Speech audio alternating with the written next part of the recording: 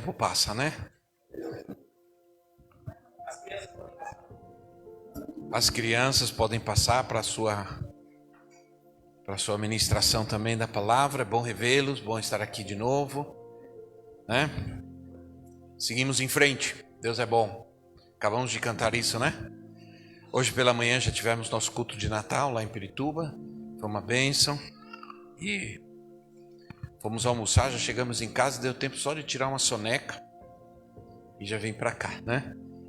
Então alguém disse: apô, você vai ainda ministrar hoje? Eu falei: vou, com certeza, né? Então, nós somos muito agradecidos a Deus pela vida de vocês, pela vida dessa igreja e pela vida dos pastores, né? Essa igreja passou por um tempo, passou por algumas dificuldades. Começou aqui, depois deixou, ficou um tempo sem estar aqui, mas eu penso que Deus tinha um propósito, por isso nós estamos aqui, né? De estabelecer a visão, porque, deixa eu dizer alguma coisa para vocês, talvez alguns não saibam, ou talvez o pastor já tenha falado, mas Cristo Centro nasceu na cidade de Guatemala em 1982, portanto, essa igreja tem 39 anos, o ano que vem a visão Cristo Centro vai fazer 40 anos. Nós não funcionamos como uma denominação. Cristo Centro não é uma denominação. Existem mais de 1000 igrejas Cristo Centro em 20 países do mundo. Mas elas são igrejas independentes no sentido de que, como nós não somos uma denominação, nós não funcionamos denominacionalmente. A Cristo Centro é uma visão. É diferente. O pastor ele não tem o compromisso de ser uma denominação. Ele tem o compromisso de viver a visão Cristo Centro. Então, se você procurar, você vai encontrar na internet igrejas Cristo Centro na Europa, na África, em todos os continentes. Todos os continentes. Existem igrejas Cristo Centro, principalmente no continente americano, sul-americano, norte-americano, nós temos muitas igrejas. Então, como nasceu na América Central, então dali se espalhou a visão Cristo Centro. Então nós temos uma visão apostólica nos anos 2000, no final dos anos 90, no começo dos anos 2000, Deus nos deu a visão apostólica e nos tornamos uma casa apostólica, uma igreja que se move por dons e ministérios e não por cargos e funções. Então nós buscamos trabalhar com dons, fazer manifestar os dons, levantar os dons, manifestar os dons na vida das pessoas para que elas sirvam a Deus com seus dons e ministérios. Então, 9 anos, bastante tempo.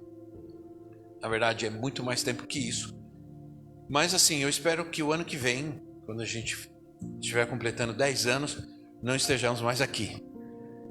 Ou estejamos aqui e em outro lugar também, né? Porque esse lugar é bastante aconchegante para nós, né? Nós amamos esse lugar, porque aqui essa casa, a gente é bem acolhido aqui, é bem cômodo, bem confortável, mas tem que crescer, né? Eu espero que a gente cresça aqui e em outro lugar também. E tenho certeza que Deus vai fazer isso. A obra de Deus tem que se estender, né? Tem que avançar. Ou a gente tem a sala aí do outro lado, derruba tudo aí e vai para lá também, né? Então, no final das contas, Deus sabe de tudo. Eu estive esse ano, como nós ficamos pandemia, sem poder ir para lugar nenhum, sem poder nos reunir com as outras igrejas e ministérios. Esse ano a gente já foi no aniversário de várias igrejas. Freguesia fez 20 anos, nós estávamos lá. Campo Limpo Paulista, aqui a igreja fez 23 anos, a gente estava lá. E agora estamos aqui. Espero que nenhuma igreja mais faça aniversário até o final do ano. Porque nós estamos cansados já, né? Não sei se vai ter bolo, mas já comemos bolo em todo esse lugar, não aguento mais comer bolo. Então, eu sei que foi um ano bastante difícil. Aliás, foram quase 2 anos bastante difíceis, né? Muitas lutas, muitas dificuldades, muito sofrimento, muita dor. Mas até aqui nos ajudou o Senhor. E Ele nos trouxe até aqui. E Ele não nos trouxe até aqui para voltarmos atrás. Nós vamos avançar e continuar adiante, entendendo que o Senhor está conosco, que Ele nos ajudará e nos abençoará em todas essas coisas, né, irmãos? Então, parabéns pelos 9 anos, da igreja, logicamente, não do pastor, né? Da pastora sim, mas do pastor não, né? As pastoras são sempre jovens, e todo mundo já sabe que eu não sou bobo, eu elogio sempre as pastoras, né? Porque eu não sou bobo, eu sei, eu conheço qual que é o lado mais forte. Eu sei quem é que manda mais, você elogia quem manda mais, entendeu? Não é verdade? Você tem que elogiar quem manda mais. Então, agradecidos a Deus, porque apesar de toda a simplicidade que Paulo César e a Teresa têm, são pessoas que amam a Deus e que servem ao Senhor com amor, com dedicação, com fé. E está difícil encontrar pastores assim, servos de Deus assim nos dias de hoje, né? Então, parabéns, Cristo Centro, aqui Caieiras, por esses 9 anos. E eu, todas as vezes que eu converso com o Paulo César, eu sempre digo para ele que ele precisa olhar os seus olhos e estender os seus olhos para outros lugares, outras cidades aqui ao redor, né? E que eu conheço bem, Francisco Morato, Franco da Rocha, né?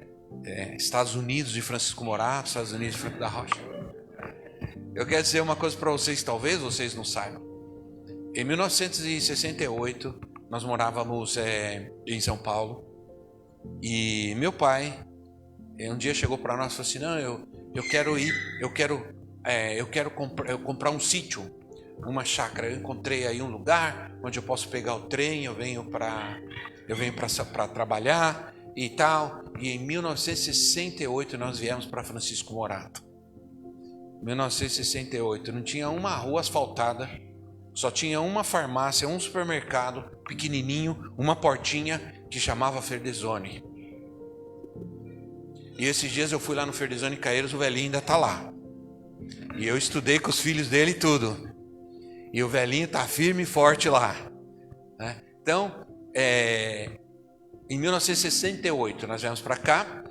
E meu pai comprou uma chácara, não tinha água, não tinha luz. A água era de poço e não tinha luz, lamparina e tudo. A gente tinha televisão, teve que largar tudo. Foi uma tribulação, mas graças a Deus. Mas no final das contas a gente acabou gostando, porque nada melhor que uma criança viver numa chácara onde tem fruta, e correr, tomar banho na cachoeira, pescar, nadar, comer goiaba, roubar a goiaba do vizinho, milho na cadeira. Né? E no fim das contas foi muito bom, foi muito divertido, e a gente acabou tendo uma infância bem diferente, bem especial. Eu agradeço a Deus. Depois meu pai teve lucidez novamente e nós voltamos para São Paulo, né? Mas a gente conhece, aí a gente acaba conhecendo todas essas cidades e tudo mais, e todos esses lugares, né? A gente costumava dizer que Caieiras era o lugar dos riquinhos, né? Os riquinhos moravam em Caieiras, os pobres viviam em Franco da Rocha, Francisco Morato, né? E no fim das contas agora não tem mais essas coisas, né? Mas antigamente diziam assim, que quem morava em Caieiras era rico e quem morava em Francisco Morato, quanto mais para lá, mais pobre, né? Mas só para contar essa história para vocês, saber que eu conheço bem esses lugares aqui, né? Esses rincões aqui. Muito bem. Nós estamos terminando o ano. O tema nosso desse mês é Fortalecidos no Sofrimento. E tem sido um tema para nós muito apropriado, porque nós queremos deixar certas coisas para trás. Se nós pensarmos, nesses quase 2 anos que vivemos, há muitas coisas que nós queremos deixar para trás, sim ou não? Muitas coisas que nós não queremos ver mais. Muitas coisas que nós não queremos que se repitam na nossa vida. E por isso, eu quero que você abra a sua Bíblia em Colossenses capítulo 1, versículo 11. Colossenses capítulo 1, versículo 11. E vamos ler o texto, que é o texto que a gente tem estudado esse mês, que tem sido uma base para nós. E ele diz assim, Colossenses 1, 11. sendo fortalecidos com todo o poder, de acordo com a força da sua glória, para que tenham toda a perseverança e paciência com alegria. Diga comigo, com alegria. Isso. Então, sendo fortalecidos com todo o poder, de acordo com a força da sua glória. A nossa força, a nossa energia, a nossa força como cristãos está em continuar crendo e confiando sempre, apesar de todas as lutas, dificuldades que a gente tem enfrentado, todas as tribulações que a gente tem vivido nesse mundo, é continuar crendo incondicionalmente na palavra de Deus, na Bíblia. A palavra de Deus para nós é a resposta a todas as dúvidas, a todos os problemas, a todas as ideologias. Quando alguém te questiona sobre qualquer situação que se vê hoje, que se ouve hoje, a respeito de ideologias e pensamentos e doutrinas, você tem que responder que o seu norte, a sua direção, o seu manual é a palavra de Deus, é a Bíblia. Que você como crente, como cristão, você vive e obedece a palavra de Deus. O que ela diz para você é uma verdade absoluta. Então, você quer viver sem o medo da dúvida nesse mundo? Não duvide nunca da Bíblia. Não duvide nunca da palavra de Deus. Se você quer viver num mundo sem dúvida, sem temores, sem medo de errar, de tomar a direção errada na sua vida, viva, creia e obedeça a palavra de Deus. Amém? Palavra de Deus. E não importa quem diga o contrário. Não importa quem diga qualquer coisa ao contrário. Não há homem nesta terra, seja quem for, que pode mudar o que Deus nos deixou. Que possa mudar o que Deus fez, o que Deus está fazendo e o que Deus ainda vai fazer. Nada muda isso. O profeta Miqueias termina a sua profecia dizendo: eu, Senhor, não mudo. Não mudo. Paulo diz assim, que nele não existe nem sombra, nem imaginação, nem sombra de mudança. Ele é o mesmo. Jesus Cristo é o mesmo ontem, hoje e será eternamente. Então nós temos um Deus imutável. Por isso a Bíblia diz: seja todo homem mentiroso e Deus verdadeiro. Olha, a gente ouviu certas coisas. Por exemplo, eu estava ouvindo, nós temos um ministro agora, pela primeira vez na história, um ministro do Supremo Tribunal Federal, que é pastor, que é evangélico, que é pastor presbiteriano.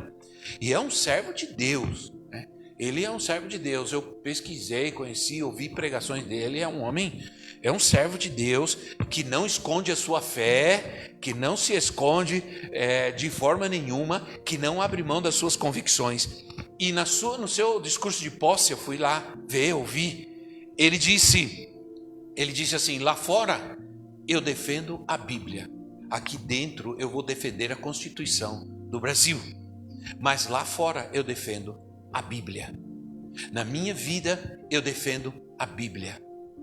Essas mídias pervertidas só se preocuparam em contar quantas vezes ele usou a palavra Deus.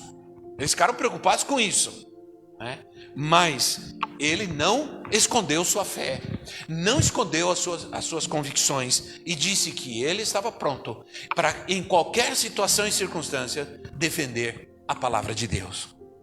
Isso é muito bom, Isso é muito bom. Agora, irmãos, a gente sabe que nós estamos vivendo num mundo difícil.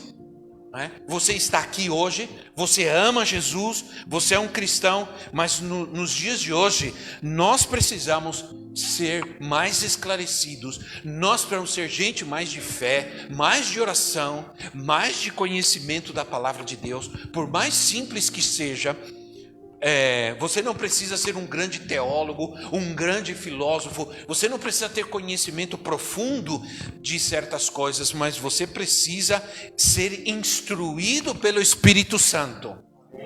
Nos dias de hoje, né? Não só para defender a sua fé, mas também para viver nos dias de hoje como cristão. Porque o mal está realmente dominando esse mundo, sim ou não, irmãos? Você vê as notícias, o mal está no coração, na mente das pessoas. Hoje pela manhã, eu ministrei uma palavra e eu estava orando e queria falar alguma coisa sobre Jesus, o nascimento de Jesus. E de repente eu fui a Lucas capítulo 2, versículo 12, 13, 14, que fala do momento em que Jesus nasceu. E aí eu entendi uma coisa. E a profetisa disse, ela foi ministrar antes, e ela disse que não foi em 25 de dezembro que Jesus nasceu.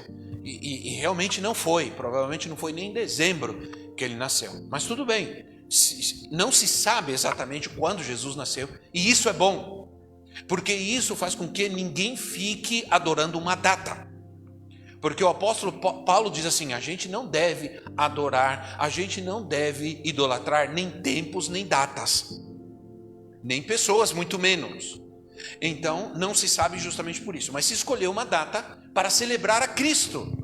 Agora, não é importante, nem um pouco importante, saber quando Jesus nasceu, mas é importante saber onde ele nasceu.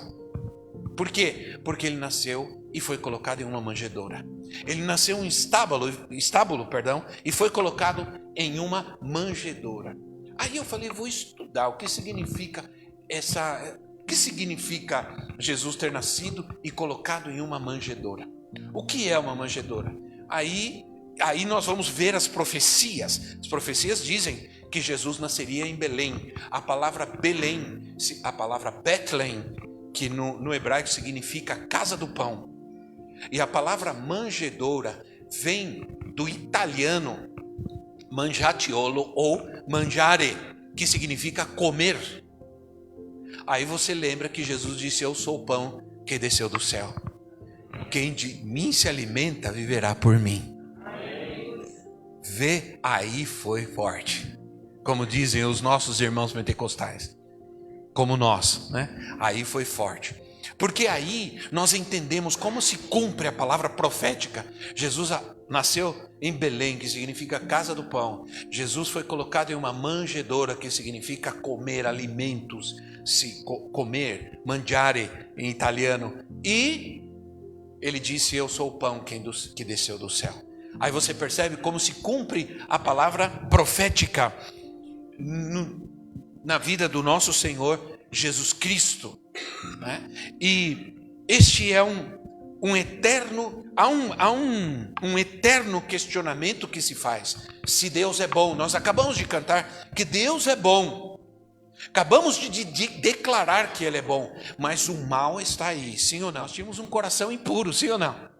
Um coração sujo. Quando Cristo veio à nossa vida, esse lugar sujo, impuro, que recebia, que se alimentava de muitas coisas que não eram boas, foi purificado pelo Senhor.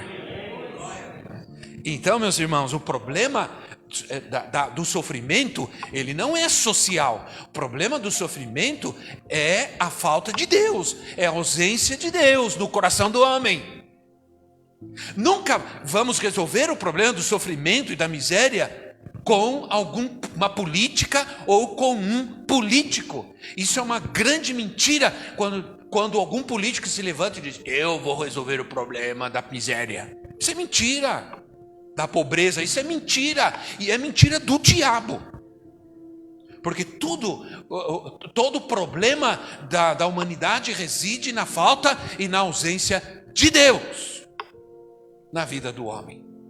Irmãos, então o sofrimento é uma condição que nós podemos controlar e podemos vencer se Cristo estiver conosco. A Bíblia, em nenhum lugar da Bíblia diz que Deus vai nos livrar do sofrimento, em nenhum lugar da Bíblia. Essa mensagem, essa coisa de dizer, vem para Cristo e você não vai sofrer mais, não é verdade. Não sofra mais, pare de sofrer, isso não existe. Mas o que nos promete a palavra de Deus é que em qualquer situação Ele vai estar conosco. Na alegria, na dor, no sofrimento, nós temos a presença, a paz, a alegria, a força do Senhor, como disse Paulo aqui. A força da sua glória, a força da sua presença. Por isso o salmista diz: ainda que eu ande pelo vale da sombra da morte, não terei medo, porque tu estás comigo. Porque tu estás comigo. Quando os discípulos estavam no meio do mar, o mar estava agitado, as ondas, e o barco estava quase afundando, eles estavam desesperados. Jesus vem caminhando sobre as águas, e eles já estavam tão assustados com aquela condição, pensaram que era um fantasma, logicamente alguém andando sobre as águas não é alguém normal, né? Aí eles se assustaram e Jesus disse: não tenham medo, sou eu. Como essas palavras são consoladoras, né? Não tenha medo, eu estou contigo. Está difícil a situação, os problemas estão grandes, as lutas estão grandes. O Senhor, essa palavra, esse consolo do Senhor para nós é tudo que a gente precisa, não é verdade? Aí, essa ideia, olha, vencer o sofrimento partindo da percepção de que ele não existe, isso é humanidade. Quando nós andamos na fé, no Espírito, a palavra que nós temos é que, embora passemos por tempos difíceis, por lutas e tribulações, e o apóstolo Paulo diz assim: importa que por muitas tribulações alcancemos o céu, né? Jesus disse aos seus discípulos: no mundo tereis aflições, no mundo tereis aflições, mas tenham bom ânimo, eu venci o mundo. Ele nunca disse: eu vou livrar vocês das aflições. Diz: não, eu venci. Se eu venci e eu estou com você, quem está comigo é o vencedor. Eu venci, ele venceu, eu também vou vencer.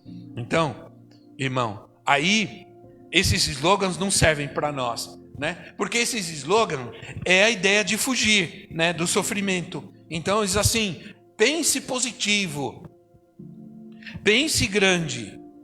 E aí onde surgem esses pregadores positivistas que dizem que é o poder da mente, que é pensar, pensa no que você quer ser, pensa no que você quer fazer, né? E isso não é mentira, mas também não é toda a verdade, porque toda a verdade é que a Bíblia diz que nós temos que pensar nas coisas que são lá de cima. Pensa nas coisas boas, nas perfeitas, naquelas que são de louvor. Pense nas coisas de Deus, pensa na palavra de Deus, renova a sua mente com a palavra de Deus. Paulo diz assim em Romanos 12: não vos conformeis com este mundo, não ande conforme este mundo, mas renova a sua mente. Renova a sua mente através da palavra de Deus. Sejam renovados. Agora, irmãos, a moda muita gente está sofrendo, né? E a pergunta é: quem não está sofrendo? Quem já não passou por lutas, dificuldades e sofrimentos na sua vida? Sim ou não? Eu passei. Eu fui diagnosticado com uma artéria 100% bloqueada, entupida no meu coração.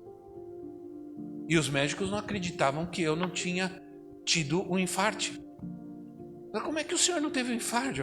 O que o senhor estava fazendo? Eu falei: não, estava andando, trabalhando, pegando minha neta que pesa 1 tonelada, jogando ela para cima, brincando com ela. Ele falou: misericórdia.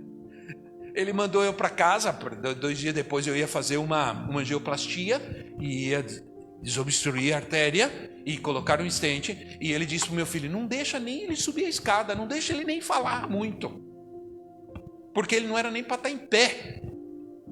Os cardiologistas que eu conheço lá do Paraguai dizem assim: como é que ele não teve um infarto? Como é que ele não... Pois é, eu andei, eu caminhei, cheguei a andar de bicicleta e fazer muitas coisas e nunca me aconteceu nada. Porque apesar de ter o problema, o Senhor estava comigo. Entende o que eu quero dizer? Apesar de ter o problema, o Senhor estava comigo. Esse é o conforto que nós vamos ter em nossa vida. Que Ele cuida de nós. Quem não sofreu? Quem não está sofrendo? Quem não sofreu? Quem não está sofrendo? E quem não vai sofrer? Agora, eu nunca pensei em passar pelo que eu passei. E nenhum de nós pensamos que nós iríamos passar, o nosso país, o mundo iria passar pelo que passou. Um vírus, um minúsculo, microscópico vírus parou o mundo. E Deus está mostrando para nós a nossa fraqueza, como nós somos fracos e debilitados.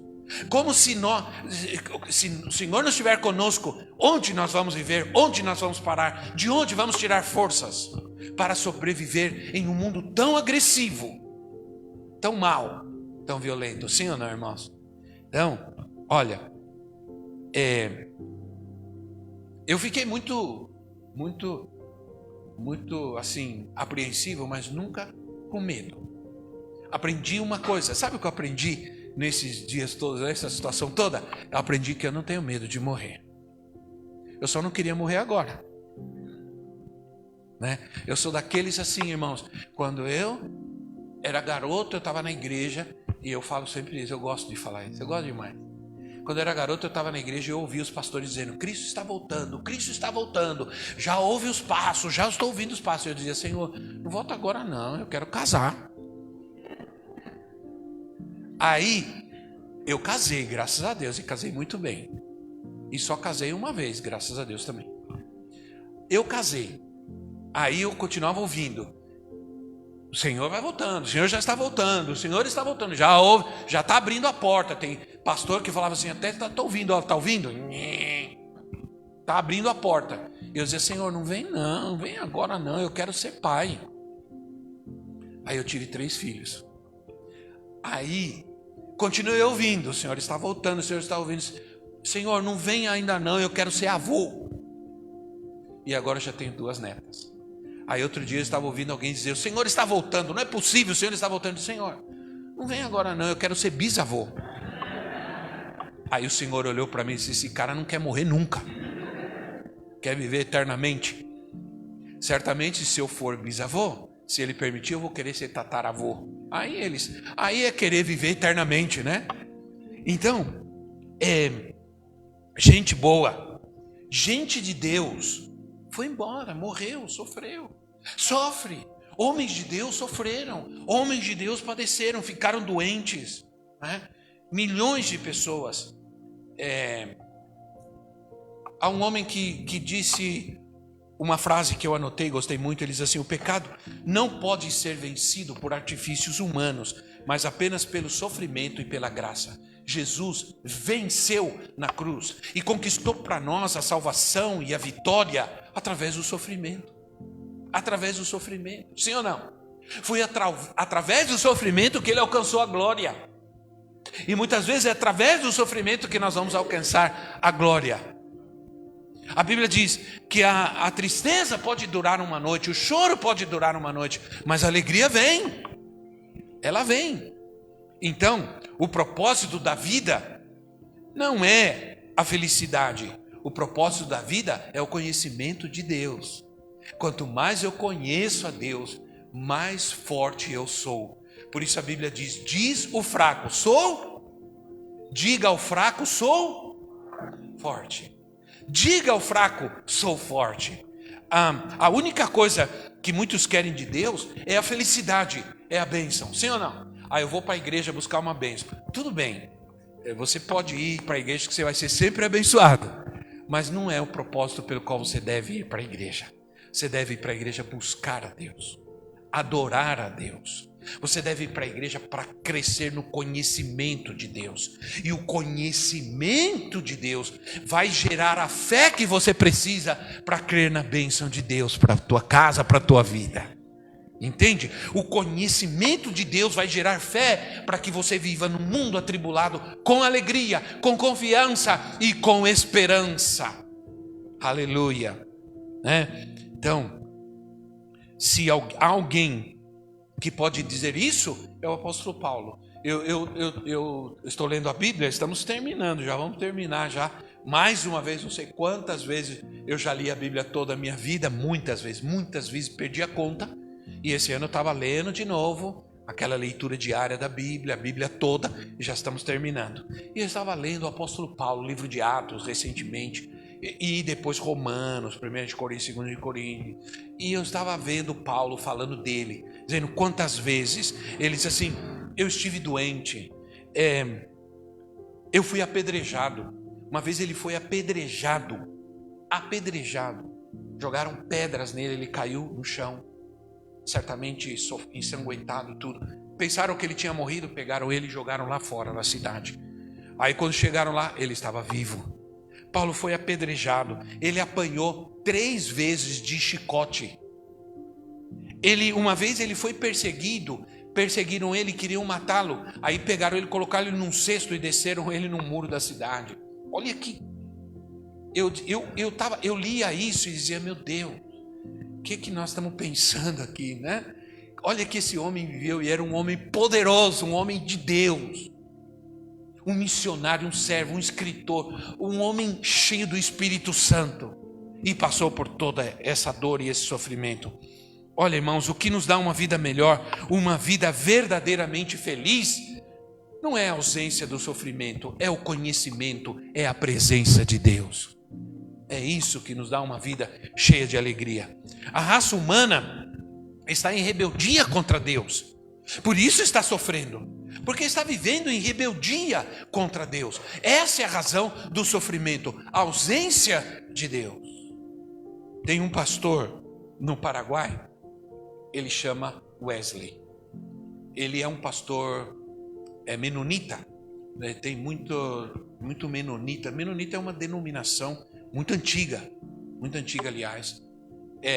Os menonitas têm muito, porque os menonitas, eles eram alemães, muitos alemães. A igreja menonita nasceu na Alemanha, eles vieram para o Paraguai, tem igrejas menonitas. E ele é um pastor, pensa num homem de fé. Ele tem um filho, esse filho sofreu um acidente numa rede, virou uma rede, bateu no chão e rompeu um disco da coluna e ficou tetraplégico. Ele só move a cabeça. E esse menino, ele respira por tráqueo e ele está assim. Ele está agora com, se eu não me engano, com 19 anos. Ele está assim há 10 anos. Numa cama em casa, deitado, todo atrofiado. Praticamente cresceu só a cabeça, né? Porque o corpo atrofiou. Ele fala, ele estuda, ele interage, mas ele não anda, não faz nada. Há 10 anos está na cama. A primeira vez que eu fui visitá-lo,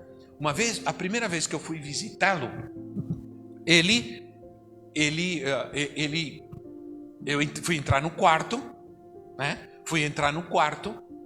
Antes de entrar no quarto, ele disse assim, olha, vocês vão entrar aí, mas eu quero pedir para vocês, por favor, que não chorem, que não falem nada negativo, que não fiquem com dó dele. Por favor, tenham fé, sejam positivos, sejam alegres, porque o meu filho tem fé e a vida dele está nas mãos de Deus. E quando eu entrei naquele quarto, apesar de toda aquela situação difícil, havia fé naquele lugar, havia alegria, havia paz. E eu admiro aquele homem, porque nunca, nesses anos que eu vou para lá, e eu vou sempre visitar, porque eu fiz amizade com o menino, ele gosta de futebol, ele conversa comigo, ele gosta de mim, ele pergunta de mim, eu vou visitar ele lá. Aí ele diz assim, eu nunca vi esse homem reclamar de nada. Nunca vi ele murmurar e nunca vi ele reclamar. E eu aprendi a ter fé com esse homem, confiar em Deus, porque a gente não pode nem imaginar ter um filho assim, viver assim. Mas esse homem nos ensinou como a presença de Deus, como a fé nos dá força, nos dá vitória para enfrentar qualquer situação da nossa vida. Amém, irmãos? Essa é uma palavra de Deus para nós. Por isso a Bíblia diz assim, e isso é interessante porque as pessoas, às vezes, elas só querem escapar do inferno, mas elas não querem viver, né, para o céu. Elas só querem escapar do inferno. Mas a gente tem que viver nessa terra querendo ir para o céu e não somente escapar do inferno. Fortalecidos, diz o apóstolo Paulo, sendo fortalecidos com todo o poder. Deus nos quer gente de fé, gente fortalecida, gente que crê. Somos fortalecidos como poder, que ele não é fruto do esforço humano, não é um poder que vem, eu quando falei isso na igreja disse, não é um poder que vem do espinafre, não é o poder do Popeye, não, é o poder que vem da presença de Deus, do conhecimento de Deus, do amor de Deus em nossa vida. Amém, irmãos? É um poder que nos dá o Espírito Santo, é o poder da sua glória em nós. Esse poder tem o objetivo de nos fazer perseverar, permanecer debaixo da pressão, das lutas, das dificuldades e das tribulações. Perseverar, porque a Bíblia diz, só aquele que perseverar até o fim será salvo. Só aquele que perseverar até o fim. Diz Paulo lá em Efésios capítulo 1, versículo 19 e 20. Efésios 1, 19 e 20, ele diz assim: e a incomparável grandeza do seu poder para conosco, os que cremos, conforme a atuação da sua poderosa força. Esse poder ele exerceu em Cristo, ressuscitando dos mortos e fazendo-o assentar-se à sua direita nas regiões celestiais. Esse poder ele é alcançado através do amor a Deus, do estudo amoroso, obediente da sua palavra, da oração, da fé, né? Ora, a palavra aí que ele usa aqui para poder ou força é a palavra kratos, que significa um poder que opera milagres, um poder maior do que todo o poder deste mundo. Não há um poder maior do que esse poder foi que tirou Jesus da morte, que venceu a morte e ressuscitou o Senhor. Esse poder está em nós, porque o mesmo Espírito que levantou Jesus dos mortos, o mesmo Espírito está em você, está na sua vida. O mesmo Espírito, o mesmo poder. Então, há uma concepção que a gente perde o poder e a graça e a presença de Deus na nossa vida se a gente faz alguma coisa errada. Isso não é verdade. Se erramos, nós temos um Deus que nos perdoa. Se erramos, pedimos perdão, confessamos o nosso pecado, Ele nos perdoa e Ele continuará cuidando de nós. Jesus, as últimas palavras de Jesus nessa terra foi: eu estarei com vocês todos os dias, até o fim dos tempos. Que mais nós precisamos, irmãos? Se Ele diz, eu estarei com vocês todos os dias, nos dias bons e também nos dias difíceis, nos dias duros, tribulosos, dias de decepção, de dor, de sofrimento, de tristeza, eu vou estar com vocês. Quando você tem essa presença, eu me lembro que eu, quando era criança, como fazia diferença quando o pai estava em casa. Meu pai trabalhava à noite e a gente passava as noites sem ele. A gente tinha a nossa mãe, mas quando ele estava, a gente sentia alegria, a gente se sentia seguro, porque o pai é aquela figura, né? Forte. A criança, quando ela vai para a escola, ela é pequena, elas têm aquela discussão, né? Meu pai é mais forte que o seu. Não, meu pai faz isso. Não, meu pai não sei o quê. Todo pai é um super-homem, né? Todo pai, nem todo é, mas todo filho pensa que é. Mas a gente, quando o pai estava em casa, a gente ficava feliz, a gente não tinha medo, porque o pai é forte, o pai é homem. Se aparecer alguma coisa, meu pai vai lá e pum, pum, pum, pum, a gente fala, né? E é mais ou menos isso, quando a gente anda nesse mundo com a presença do Pai Celestial na nossa vida, do que nós temos medo. Se o Senhor está comigo, o que temerei? Não temerei mal algum, porque tu estás comigo. Porque tu estás comigo. Essa é a mensagem de Jesus. Aí Paulo termina falando sobre alegria, né? Perseverança e força, com toda alegria. Que texto maravilhoso é esse? Porque alegria, olha, 2 Coríntios 6,10 tem um texto que sempre mexe comigo. Porque esse é um texto que sempre, eu dizia, que texto mais desafiador. 2 Coríntios 6,10, ele diz assim: entristecidos, quer dizer, tristes, mas sempre alegres. Como é que pode? Como é que pode isso? Não é uma redundância? 2 Coríntios 6,10. Entristecidos, essa é triste, mas sempre alegres. Pobres, mas enriquecendo a muitos. Nada tendo, mas possuindo tudo. Quantos dizem amém a isso, irmãos? Amém. Olha o que esse texto está dizendo. Ele está dizendo em tristes, mas sempre alegres. Pobres, mas enriquecendo a muitos. Não tendo nada, mas possuindo tudo. Quando a gente era criança, a gente cantava um cântico na igreja com as crianças que falava assim: quem tem Jesus tem tudo, quem não tem, não tem nada.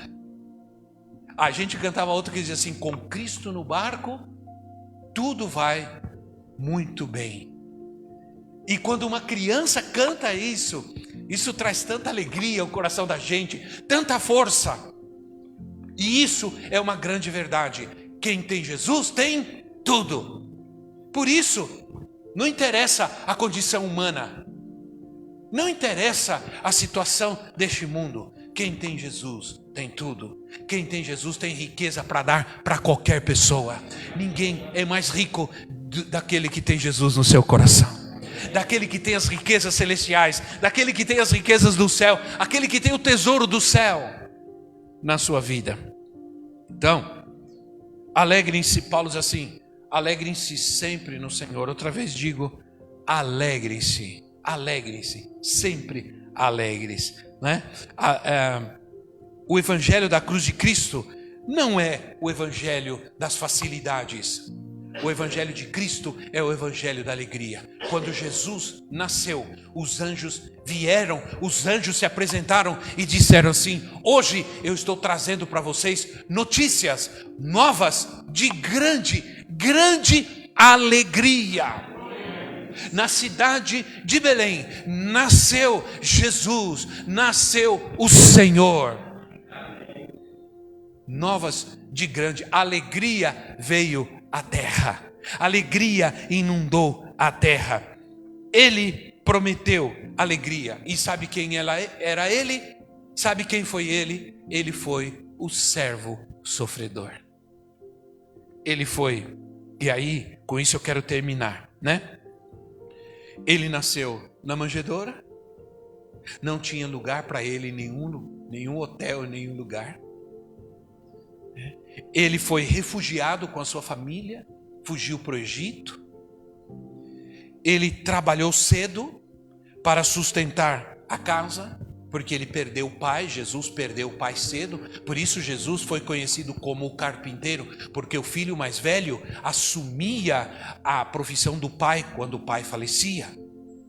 Jesus trabalhou, Jesus foi rejeitado, né? Ele sofreu a dor da perda do pai, ele foi rejeitado pelos seus próprios irmãos, a sua cidade o rejeitou, ele sofreu rejeição, ele sofreu indiferença.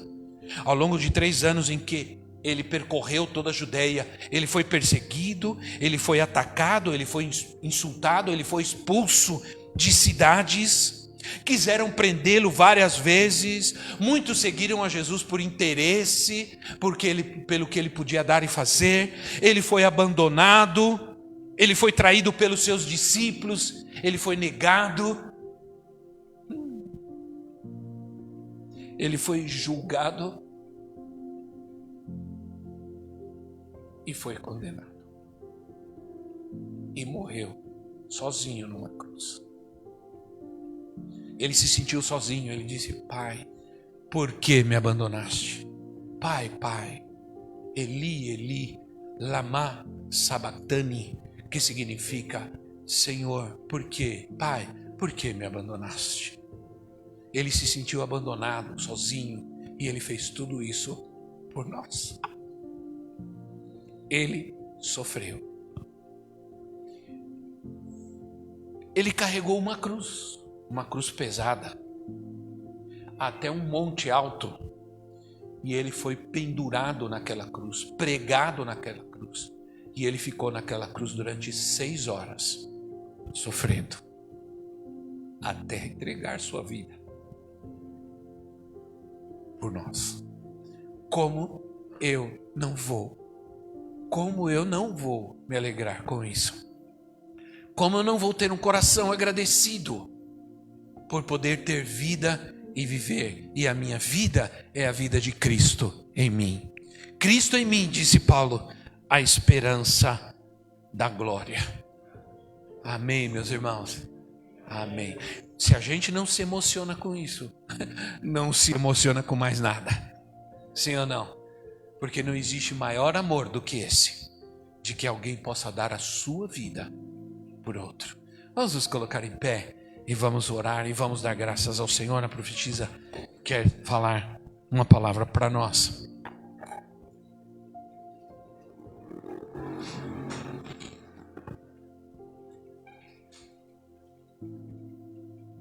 A paz. São 9 anos, não é? 9 anos que Deus permitiu que essa igreja estivesse funcionando, as portas abertas, muitas vidas sendo alcançadas pelo amor, pela graça de Deus. E o Senhor me deu uma palavra. Logo que eu entrei, nós começamos a adorar, Deus começou a trazer de volta no meu coração a palavra que Ele tem falado para o próximo ano. E eu quero ler para vocês, que eu comecei a escrever para não esquecer nada, que diz assim: o Senhor está dizendo, saiam do seu conforto, pois a igreja será a referência para esse mundo. Vocês estão completando 9 anos, mas Deus está esperando homens e mulheres, jovens e adolescentes posicionados em sua fé. As palavras que sairão da nossa boca terão um poder que vai impactar esse mundo, e precisamos ser fortes em nossa certeza e em nossa convicção em Cristo Jesus. Esse bairro e essa cidade precisam saber que há uma igreja aqui que não abre mão do Evangelho de Cristo, da verdade que liberta o homem. Não podemos ficar passivos e acomodados. Chega de passividade, de colocar o peso somente sobre uns e não assumirmos nossa posição como filhos de Deus, que caminham nessa terra mostrando a sua glória, porque nós somos representantes da glória de Deus nessa terra. E o que nós temos feito com isso? Eu sei que o apóstolo acabou de trazer uma palavra tão, né, tão suave, tão boa. Realmente, queridos, a grande verdade é que nós estamos fazendo de tudo para nos livrar do sofrimento. Essa é a verdade. Nós queremos de todas as formas fugir de todo tipo de sofrimento. Mas a verdadeira igreja do Senhor, vocês chegaram até aqui 9 anos, e vocês têm que continuar, e vão crescer, e vão avançar, mas é tempo de se levantar em autoridade nesse lugar.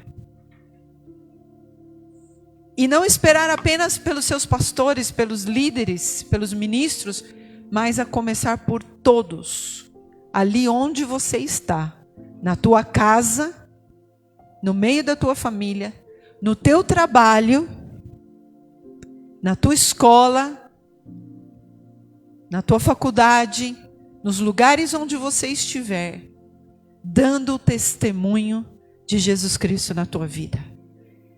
E infelizmente eu não posso dizer para você que isso vai ser fácil, como foi falado aqui. Isso pode trazer um certo sofrimento para nós. Mas a Bíblia diz, é profético, de que os verdadeiros filhos de Deus seriam perseguidos. Que eles seriam humilhados, ridicularizados, como foi Jesus. Nós estamos vendo aqui o exemplo que o apóstolo falou sobre Jesus. Jesus sofreu.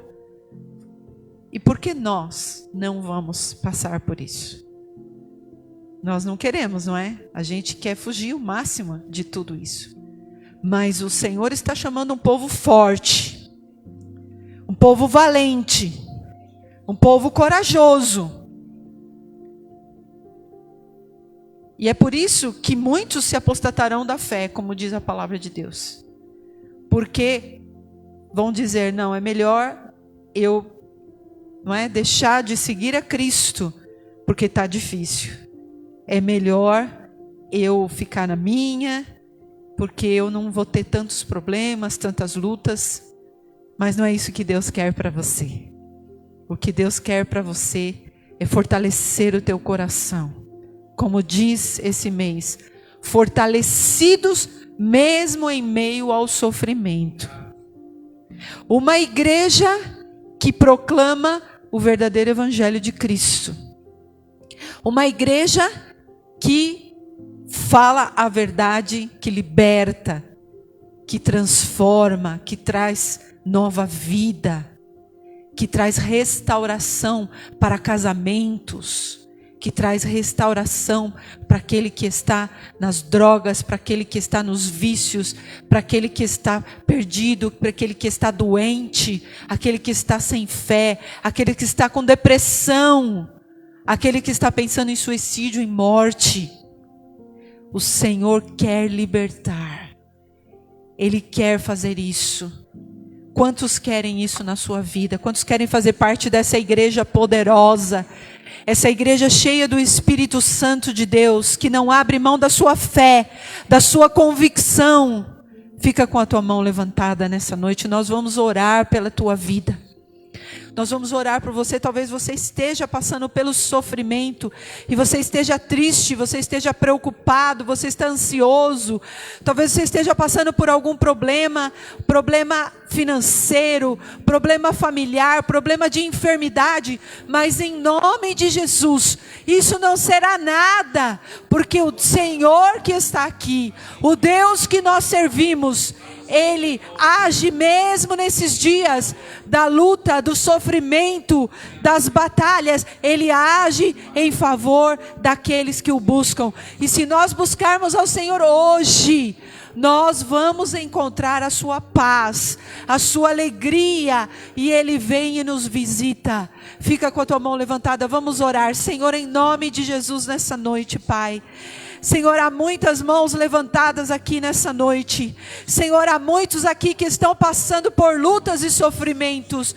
Como disse o teu servo, Senhor, nós não seríamos isentos de passar por isso, mas nós seríamos fortalecidos pelo Senhor. Fortalece nesse momento, Pai. Traz a tua paz, traz a tua alegria. Tira a tristeza, a depressão, a angústia, o medo, a ansiedade, Pai.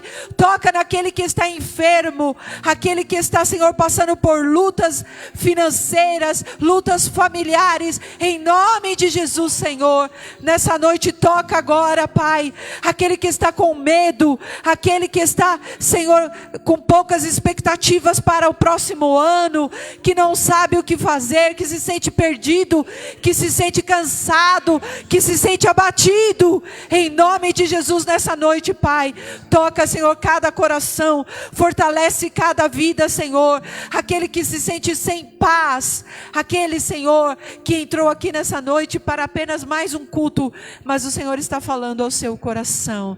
Senhor, obrigada, Pai. Obrigada pela tua presença, pela tua glória. Eu sei que nenhum de nós vamos sair daqui hoje igual, Senhor. Não vamos sair iguais, Senhor, ao que nós entramos, ó Pai. Nós sairemos daqui, Senhor, com a convicção de que nós temos um Deus que nos levanta, que nos fortalece. Um Deus que nos ajuda, que estende a sua mão para nós e que nos ajuda no meio da necessidade. Obrigada, Senhor. Obrigada que essa igreja que está completando 9 anos possa, Senhor, completar muitos anos mais, Senhor. Que realmente, Senhor, o teu nome seja levantado e glorificado. Que a igreja se levante poderosa na palavra e no Espírito Santo, Senhor. Cheios do teu poder e da tua glória. Nós te glorificamos nessa noite e nós te exaltamos. Te damos um forte aplauso em nome de Jesus. Aleluia, glória a Deus. Dá um glória a Deus bem forte aí. Glória a Deus, aleluia. Amém. Glória a Deus. Podem sentar-se um instante. eu quero só, nós vamos terminar já, só mais um minutinho de paciência para nós. Há tempos atrás eu estava conversando com o pastor Paulo César e ele vinha me falando, conversando comigo sobre um projeto que existe em Franco da Rocha. Passou por alguns problemas, a gente esperou firmar, confirmar, acertar e finalmente ele está dizendo que em 2022 a gente realmente já estabelece uma igreja Cristo Centro em Franco da Rocha. Amém? Glória a Deus. Então, está se cumprindo, né? Vamos ganhar, como dizia a minha avó, dizia Francisco da Rocha e Franco Morato, né? Vamos ganhar para Jesus essas cidades, vamos levar a palavra, o evangelho, o poder de Deus. Então, parabéns. 2022, Franco da Rocha, vocês vão ser missionários em Franco da Rocha, alguns de vocês, né? Também, deixa eu dizer uma coisa para vocês. Nós temos uma visão de separar. Às vezes nós separamos ministérios, dons, e quando o pastor sente que ele está preparando alguém para o ministério, essa pessoa, esse casal vai passar por várias etapas, né? Vai servir, depois vai passar por um tempo de formação, de preparação, de prova, né? E uma delas é se tornar um auxiliar pastoral, para se preparar para um possível, porque pode ser que sim, pode ser que não, um possível futuro receber uma ordenação como pastores. Então o pastor está pedindo que eu o ajude, que eu o auxilie na separação, não é uma ordenação. Nós vamos separar um casal como auxiliares pastorais. Não são, veja a diferença, não são pastores auxiliares, são auxiliares de pastores. É diferente. Então, não vão ser chamados de pastores ainda, mas já estão dando um próximo passo. Já deram vários passos, estão dando mais um. Lá na frente dão o último passo, que é receber uma ordenação pastoral. Mas por enquanto ainda não. Então, nós vamos chamar aqui o nosso irmão. Nós vamos fazer, logicamente, algo bem simples, chamar os pastores e o nosso irmão Leonídio Gomes e Evandra Gomes. Venham para cá, por favor. Amém. Isso. A esposa está no cantinho lá, né? Muito bem.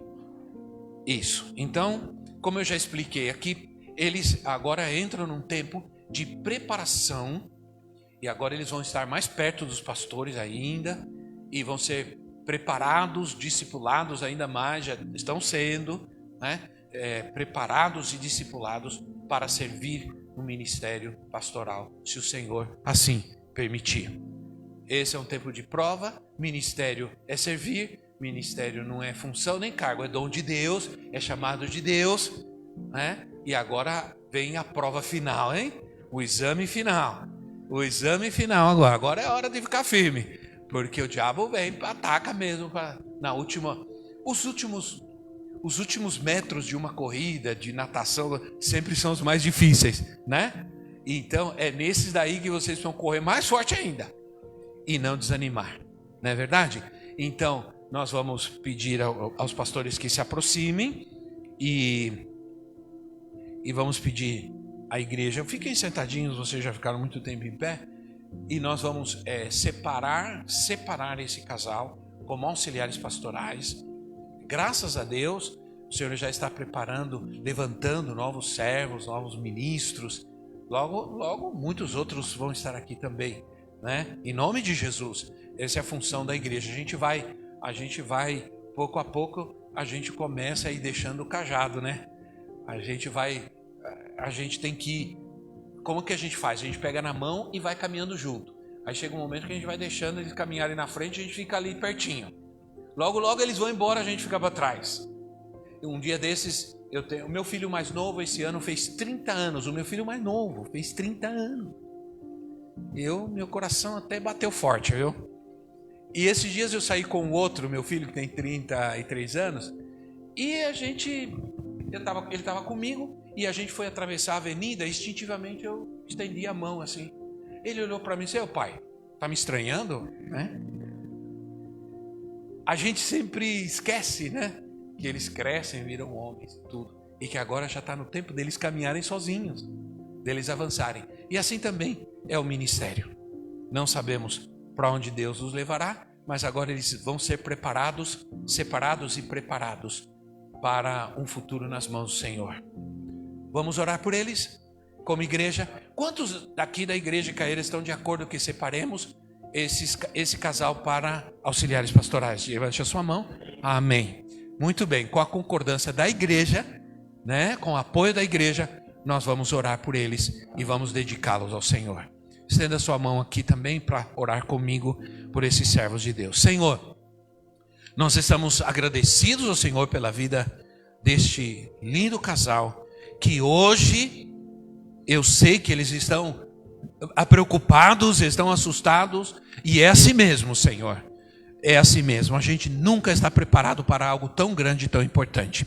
Mas nós te pedimos agora que o Senhor os cubra com a tua presença, com a tua graça, que o Senhor os encha de graça, de paciência, de amor, de obediência, de lealdade e fidelidade, Senhor.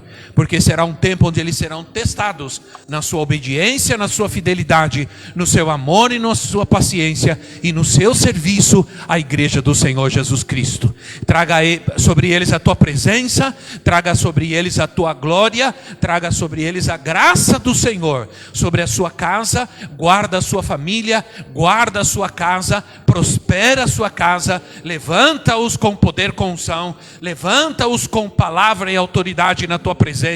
Sejam servos ungidos, mantidos pelo Senhor, levantados e prosperados pela tua glória, pela tua presença. Em nome de Jesus Cristo, nós abençoamos como igreja e os separamos para serem auxiliares pastorais. Em nome do Senhor Jesus, oramos. Amém e amém. Vamos dar um aplauso ao Senhor Jesus.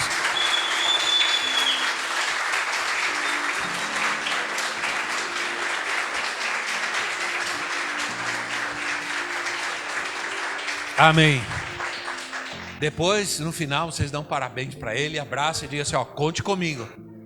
Amém?